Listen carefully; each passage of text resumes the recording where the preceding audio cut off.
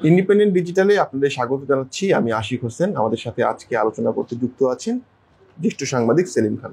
সেলিম খান, আপনাকে স্বাগত জানাচ্ছি। সেলিম খান, আপনি জানেন যে কাশ্মীরে হামলার প্রেক্ষিতে পাকিস্তানি নাগরিকদের জন্য ভারত সব ধরনের ভিসা সুবিধা বাতিল করেছে। এর আগে আমরা দেখেছি যে সিন্ধু নদের যে পানি বন্টন চুক্তি, সেটিও বাতিল করেছিল। আসলে এই ধরনের পদক্ষেপগুলো যে ভারত থেকে নেওয়া হচ্ছে, এটা আসলে কি কোনো বিশেষ ইঙ্গিত দিচ্ছে কিনা? প্রথম জিনিস হচ্ছে যে কাশ্মীরের পহেলগামে যে ঘটনাটি ঘটেছে, যে 26 জনকে জঙ্গিরা বা সন্ত্রাসবাদীদের গুলিতে 26 জন নিহত হয়েছে, ঘটনাটি অতীব দুঃখজনক এবং নিন্দনীয়। এ বিষয়ে কোনো সন্দেহ নেই। যে কোনো ঘটনার ধরেন অনেক ধরনের রিপারকেশন হয়। এখন আমি যদি বলি যে আজকে যদি আপনি কলকাতার একটা বড় দৈনিক, সবচেয়ে বড় দৈনিক আনন্দবাজার পত্রিকার হেডলাইন হচ্ছে হানার পরে বজ্র আটুনি, কেন ঘটনাটা ঘটে গেছে, এখন আপনি অনেক ব্যবস্থা নিচ্ছেন। কিন্তু আসলে হওয়া উচিত ছিল যে এই ঘটনাটা কিভাবে ঠেকানো যায় সেইটাই হওয়া উচিত ছিল লক্ষ্য। সেটা না হয়ে মানে আপনি প্রোঅ্যাক্টিভ না হয়ে রিঅ্যাক্টিভ হচ্ছেন। এখন আপনি ধরেন পাকিস্তানের সঙ্গে পাকিস্তানকে দায়ী, ভারত সরকার খুব স্বাভাবিকভাবে পাকিস্তানকে দায়ী করছেন। পাকিস্তানের সঙ্গে সব ধরনের চুক্তি বাতিল, পাকিস্তানিদের ভিসা বন্ধ, এমনকি ভিসা নিয়ে যে পাকিস্তানিরা আছেন তাদেরকে 48 ঘন্টার মধ্যে ভারত ত্যাগের নির্দেশ দেওয়া হয়েছে। আমরা ছবিতে দেখেছি যে ইতিমধ্যে পাকিস্তানিরা ওয়াগা বর্ডার দিয়ে কিন্তু দলে দলে পাকিস্তানে ফিরে যাচ্ছেন, কারণ ভারতের নির্দেশ এরকমই। ফলে আপনার যে এটা কোনো বিশেষ ইঙ্গিত দেয়া না, এমন একটা বড় ঘটনা ঘটে গেছে যাতে কিন্তু সারা ভারত কেঁপে গেছে, যে এই যে 26 জনের, এবং সেটা ভারতবর্ষের বিভিন্ন প্রান্তের মানুষ সেখানে ছিলেন। সেখানে যেমন পশ্চিমবঙ্গের মানুষও ছিলেন, সেখানে দক্ষিণ ভারতের মানুষ ছিলেন, সেখানে দিল্লি বা অন্যান্য অঞ্চলেরও মানুষ ছিলেন। ফলে প্রায় কাঁপুনিটা কিন্তু সারা ভারতবর্ষের হয়েছে। এমনকি কাশ্মীরের একজন সাধারণ যিনি ঘোড়া করেন, ঘোড়ায় করে মানুষ বহন করেন, এরকম একজন মারা গেছেন। ফলে পুরো মানে ইন্ডিয়া, ভারত জুড়ে যে এই শোকের আবহাওয়া কিন্তু একটা তৈরি হয়েছে। এই শোকটা এখন অনেকটা ক্রোধে রূপান্তরিত হয়েছে। এই ক্রোধটাকে প্রশমিত করা হোক, আর যদি বলা যায় যদি এটাকে ব্যবহার করা হোক, সেটাকে ব্যবহার করে ভারত সরকারের বা নরেন্দ্র মোদী সরকার অনেকগুলো ব্যবস্থা নিয়ে ঘোষণা করেছেন, যার মধ্যে সিন্ধু, আপনি যেটা বললেন যে সিন্ধুর পানি বন্টন চুক্তি, যেটা 1960 সালে নেহেরু এবং আইয়ুব খানের মধ্যে সম্পাদন হয়েছিল, সেই চুক্তিও স্থগিত করা হয়েছে। ইতিমধ্যে ভারত তার ইসলামাবাদ দূতাবাস থেকে লোকজন প্রত্যাহার করে নিয়ে সবচেয়ে সর্বনিম্ন যে কয়জন লোক রাখা যায় তার বাইরে তারা লোক রাখছে না। আবার দিল্লিতে পাকিস্তান দূতাবাসে যারা আছেন তাদেরকে অধিকাংশকে তারা অবাঞ্ছিত ঘোষণা করেছেন।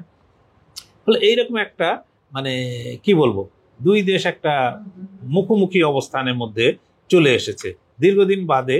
এবং আপনার এখানে বলে রাখা ভালো যে 2019-এ আপনার পুলওয়ামায় যে জঙ্গি হামলায় সিআরপিএফ জওয়ান, প্রায় 45 জন সিআরপিএফ জওয়ান মারা গেছিলেন, সেই তারপরে এই ধরনের 26 জন মারা যাওয়ার মতো বড় ঘটনা কিন্তু এই প্রথম ঘটলো।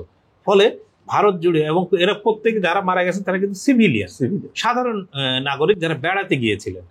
ফলে ভারত জুড়ে যে এক ধরনের ক্রোধ এবং তাদের যে ক্ষোভ, এটা হবে, এটা খুবই স্বাভাবিক। আমরা দেখছি যে বিবিসি, গার্ডিয়ান সহ বেশ কয়েকটা আন্তর্জাতিক গণমাধ্যম তারা তাদের যে নিবন্ধগুলো প্রকাশ করছে, সেখানে এক ধরনের শঙ্কার কথা জানাচ্ছে যে ভারত এবং পাকিস্তান আবার নতুন করে সংঘর্ষে জড়িয়ে পড়ছে কিনা। আপনার কাছে কি মনে হয়, এই ধরনের কোনো গ্রাউন্ড কি তৈরি হয়েছে?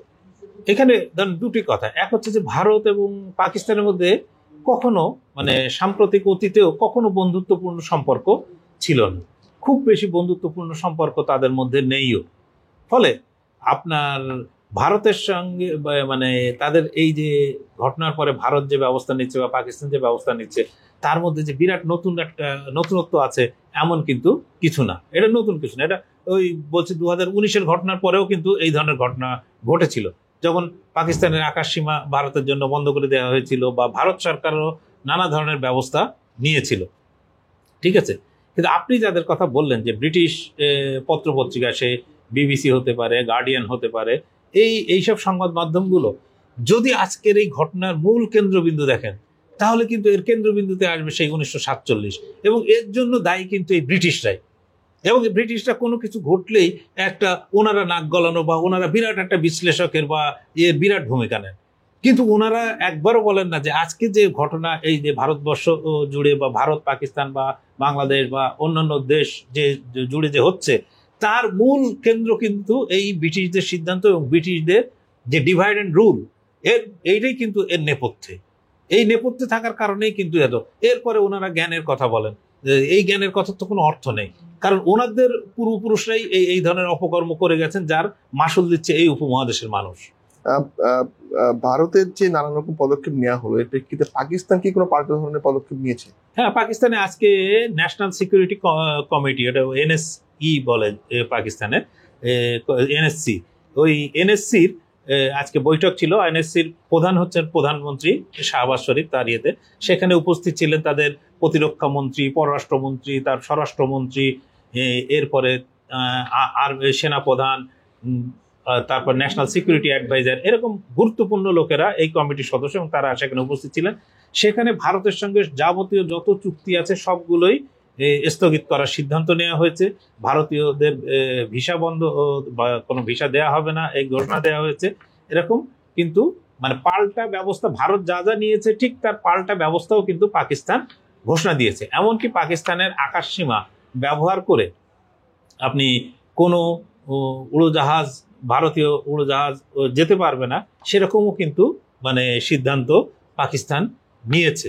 সুতরাং আপনার কিন্তু পাকিস্তানও যে পাল্টা ইয়েতে বসে নেই, সে বসে আছে এমন কিন্তু না, তারাও পাল্টা ব্যবস্থা নিচ্ছে এবং তারা তাদের নিরাপত্তা ব্যবস্থা খতিয়ে দেখছে যে এর মানে এই ধরনের সিদ্ধান্তের পরে পাল্টা কোনো ইয়ে আসতে পারে কিনা। কারণ নরেন্দ্র মোদী ইতিমধ্যে ঘোষণা করেছেন যে এই যারা এই হামলা চালিয়েছে সেই হামলাকারীদের এমন শিক্ষা দেয়া হবে যে তারা চিরকাল মনে রাখবে যে কি ধরনের অপরাধ তারা করেছে।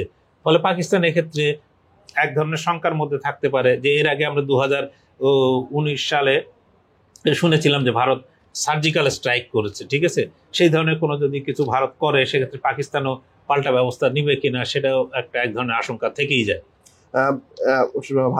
অনেক ভারতীয় সামাজিক যোগাযোগ মাধ্যমগুলোতে লিখছেন যে তারা বলছেন যে পহেলগামে এই ধরনের সন্ত্রাসী হামলা আসলে আগে কখনো হয়নি, এবার হয়েছে, এবং তারা বলছেন যে এই এলাকাটি যথেষ্ট নিরাপদ একটি এলাকা, প্রত্যেকটা পর্যাপ্ত পরিমাণে সেনাবাহিনীর সদস্যরা মোতায়েন থাকেন এবং পর্যটকদের নিরাপত্তার সব ধরনের ব্যবস্থা নেওয়া হয়, কিন্তু হামলার দিন এখানে নিরাপত্তার কিছু ঘাটতি তারা লক্ষ্য করেছে।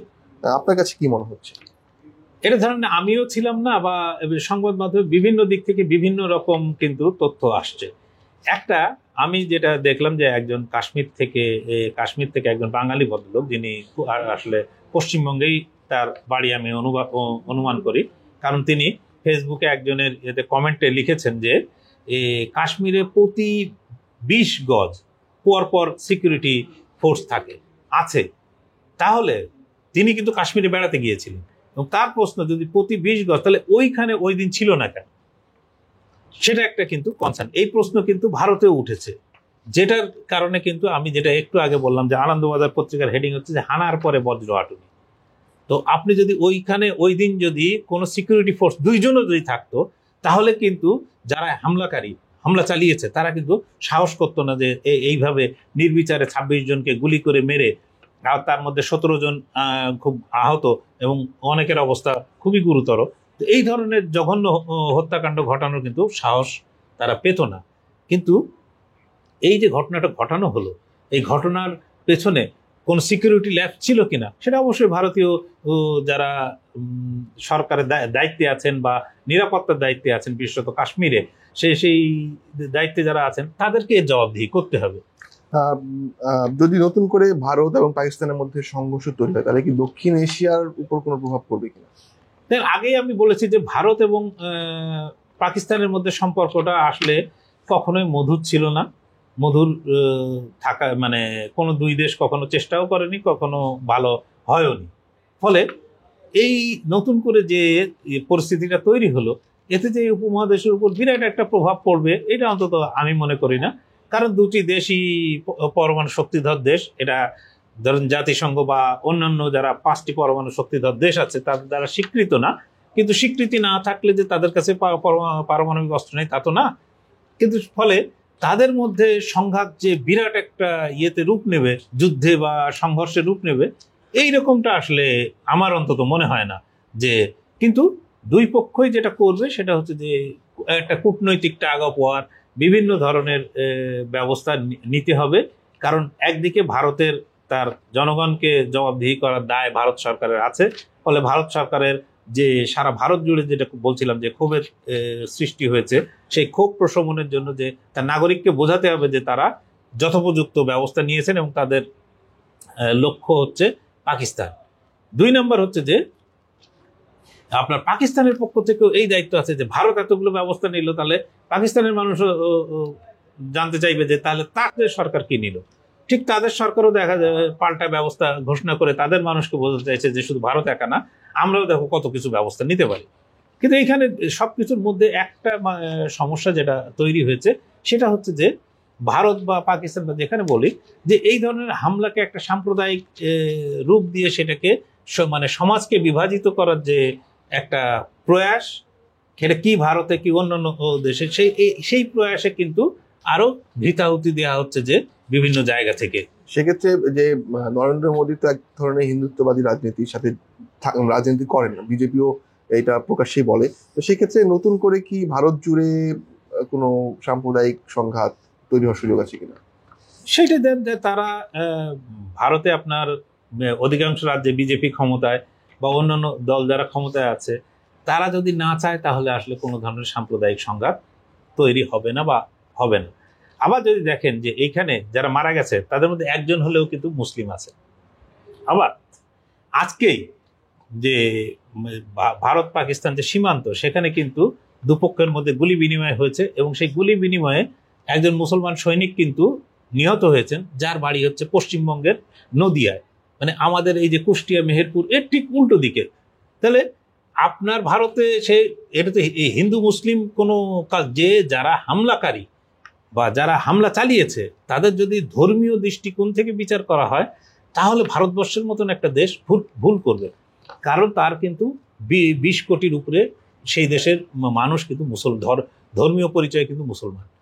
ফলে একে ধর্মীয় কালার দেওয়ার চেয়ে এইটা যে একটা জঘন্য অপরাধ, এইটাকে যত মানে যারা হামলা চালিয়েছে তাদেরকে শাস্তি বা তাদেরকে আইনের আওতায় আনাটাই হচ্ছে কিন্তু ভারতের মতো বড় দেশের একটা মূল কাজ। এবং এটা কেন ঘটলো তার তদন্ত করে মানে জনসমক্ষে প্রকাশ করা বা অন্তত ভারতবর্ষের মানুষের জন্য প্রকাশ করা, এটা কিন্তু ভারত সরকারের দায়িত্ব। অনেক ধন্যবাদ সেলিম খান, আপনার কাছ থেকে অনেকগুলো তথ্য জানলাম। আজ এই পর্যন্তই, দেখা হবে পরবর্তী আয়োজনে। ইন্ডিপেন্ডেন্ট ডিজিটালের সঙ্গে থাকুন।